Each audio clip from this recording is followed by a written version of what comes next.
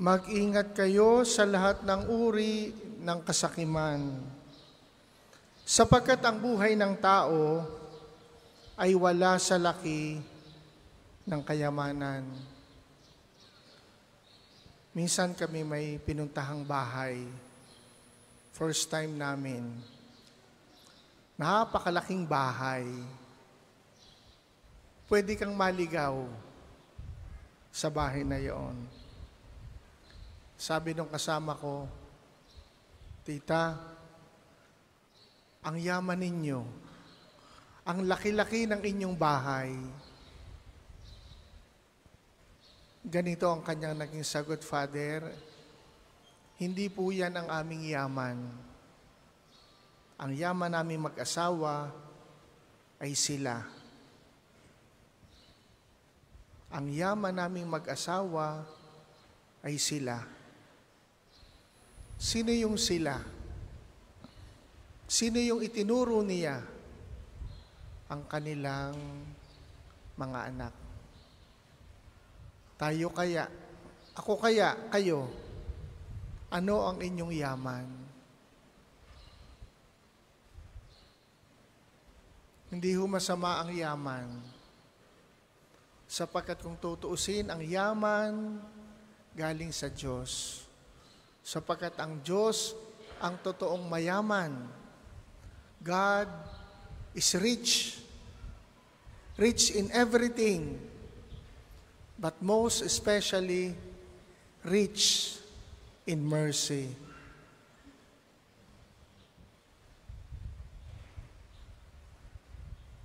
Sapagkat ang buhay ng tao ay wala sa laki ng kayamanan. Ang totoo po, hindi masamang magkaroon ng yaman. Sapagkat ang kayamanan, kung tutuusin, hindi masama, hindi mabuti.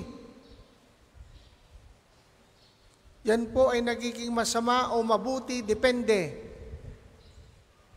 Depende paano nakuha, saan kinuha, at depende kung saan at paano gagamitin. But in themselves, sa ganang sarili nila, ang kayamanan, that is something like neutral. Nagiging masama, nagiging mabuti, depende. Depende saan?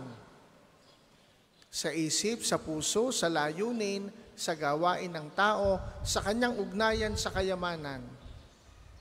Kaya nagiging masama, nagiging mabuti ang yaman, ito'y dahil sa tao, dahil sa atin. Kaya sabi ng Panginoon, mag-ingat kayo sa lahat ng uri ng kasakiman. Yun pala, nagiging masama ang kayamanan kung ito ay nasa kamay ng taong sakim. Walang mabuting yaman sa kamay ng taong sakim. Mag-ingat kayo sa lahat ng uri ng kasakiman. Ano ba yung kasakiman? Para ipaliwanag ni Jesus ang kanyang sinabi tungkol sa kayamanan at kasakiman, nagkwento siya ng talinhaga. At sa pagkakataong ito, nais kong inyong bilangin sapagkat babasahin kong muli yung talinhaga. Bibilangin po ninyo ang first person singular pronoun. Pag nakarinig ko dyan ng ako, akin, ko, ihanda na ninyo ang inyong mga daliri. Huwag po ang bibig. Daliri lang. Pagbasa ang pagbilang sa isip. Samahan natin sa daliri para siguradong wala tayong makakaligtaan. Kaya't sinabi niya sa sarili, ano ang gagawin ko? Wala na akong paglagyan ng aking ani. Gigibain ko ang aking mga kamalig at magtatayo ako ng mas malaki. Doon ko ilalagay ang aking ani at ari-arian. At sasabihin ko sa aking sarili, ayan, marami na akong ari-arian. Hindi na ako kukulangin habang buhay. Mamamahingal na lang ako, kakain, iinom, at magsasaya. Tama ba ang bilang ko? 12, 13. 13, ano? 13 nga ho. Mali ang daliri ko. Sa isang maikling talinhaga, 13 beses inulit yung first person singular pronoun. Akin, ako, ko. Yun ho ang paliwanag. Ano ang kasakiman yun? Ako, akin, ko. Sa makatuwid, ang tao palang sakim, ang mundo umiikot sa kanya. Sa yung sentro ng mundo. Kaya pag hindi sa kanya umikot, nagagalit, nagtatampo. Pag hindi siya ang pinaka-importante, sumasama ang loob. Pag hindi napansin, naghihinanakit. Sapagkat para sa kanya, I am the center of the world. And therefore, I am the most important. Kaya lahat ng bagay, iikot sa akin. Yun po ang kasakiman. Kaya ang kanyang tendency, dahil siyang iniikutan ng mundo, pag ganito ang kanyang posture. Okay, pag ganito. Sapagkat ang buhay ng tao ay wala sa laki ng kanyang kayamanan. Alin ho ba ang tunay na yaman? Yung iniingatan o yung pinakakawalan? Yung daw pong iniingatan, nauubos. Yung pinapakawalan, pwedeng maubos, pwede uling tumanggap. Pwedeng dumaan lang, misay madami, misay kakaunti, misay hikahos, pero hindi nawawalan. Bakit? Nakabukas. Sapagkat hindi sa kanya umiikot ang mundo. Pero ang taong sakim, ang taong makasarili, ganito. Kaya ang kanyang buhay, delikado. Bakit delikado? Sapagkat pwedeng mawalan, pwedeng maubusan. Kaya ang tunay na yaman ay hindi yung ating hinahawakan, kundi yung ating pinakakawalan. Because what we keep, we lose. What we give away, we multiply. Palagay ko, naranasan na ninyo yan. Nung kayo naging mabait, matulungin, parang ang gaan ng takbo ng buhay. Ang ganda ng takbo ng biyaya. Pero nung tayo naghigpit, para tayo hirap na hirap. Takot na takot. Lagi may pangamba. Baka mawala. Baka maubusan. Paano ang bukas? Paano sa isang taon? Paano pag nagkanito? Paano pag may nangyari? Alalang alala. Ang nakakatakot pa, ang tindi ng salitang ginamit ng Panginoon sa taong sakim. Anong sabi ng Diyos? Hangal. Hangal. Bakit? Sa gabing ito'y babawian ka ng buhay. Kanino mapupunta ang mga bagay na inihanda mo? Inangkin lahat. Yung kanyang ani at ari-arian ay kinabukasan, unong gabi, namatay. Ano nangyari? Wala. Nasayang. Naitanong ko, nung mamatay, Sino kayang dumamay? May nakipaglibing kaya? What if nung the day before na siya'y mamatay, ipinamahagi niya? Nung namatay, siguro ang saya ng kanyang libing. Masaya dahil ang dami niyang natulungan. Maraming taong lumuluha, pero siya'y nakangiti. Bakit? Dahil siya'y mabait. Mapagkawang gawa. Matulungin sa mga nangangailangan. Siguro kung tayo tatanungin, how would you like to die? I would like to die smiling. Ayaw natin tayo papanaw sa mundong ito, dumaan na nga tayo sa paghihirap. Nung mamatay, galit na galit pa tayo, mabigit pa ang ating loob. Ang tanong, bakit nga ba tayo kumisan?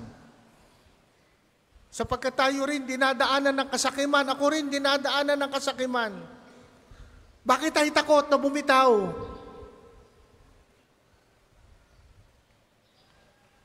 Bakit takot?